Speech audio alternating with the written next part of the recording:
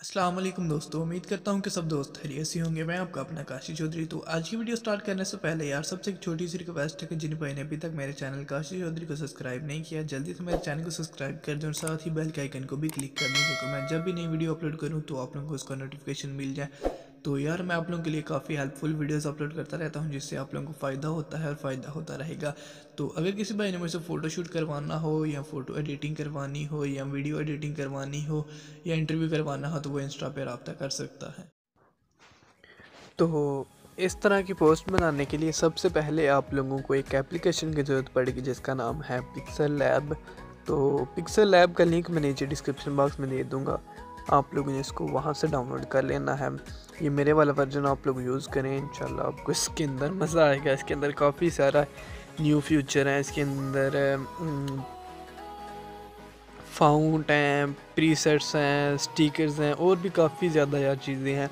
तो इसलिए यार मैं आपके लिए डेली बेसिक पे वीडियोस अपलोड करता हूँ, तो चैनल को यार सब्सक्राइब कर दें। और उसके बाद जुम्मा मुबारक के हवाले से यार 3 से 4 मेरे पास फाइलें पड़ी हैं और इनका डाटा पड़ा है, PNG डाटा।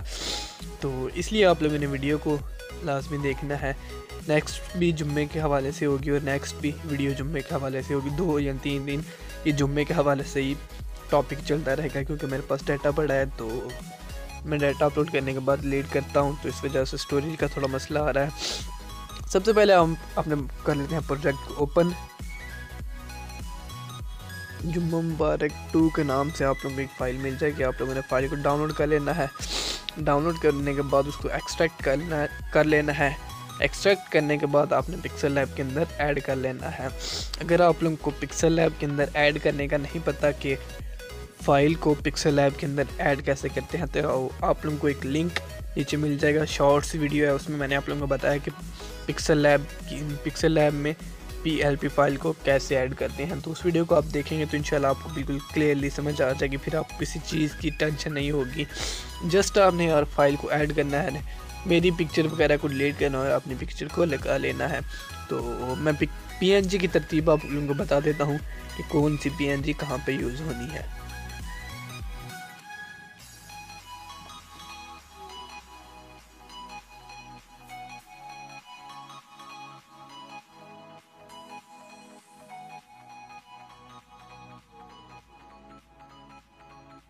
तो देख सकते हैं कुछ इस तरह से PNG यूज़ होना स्टार्ट होंगी।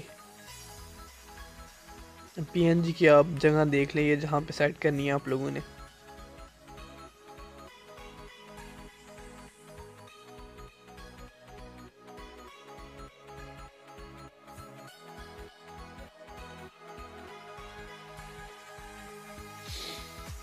तो उम्मीद करता हूँ आज की वीडियो सबको अच्छी लगी होगी। वीडियो अच्छी लगी तो वीडियो को कर देना लाइक। मिलते हैं चला नेक्स्ट वीडियो में एक नए टॉपिक के साथ। तब तक के लिए मुझे दीजिए इजाज़त। अल्लाह हाफिज़।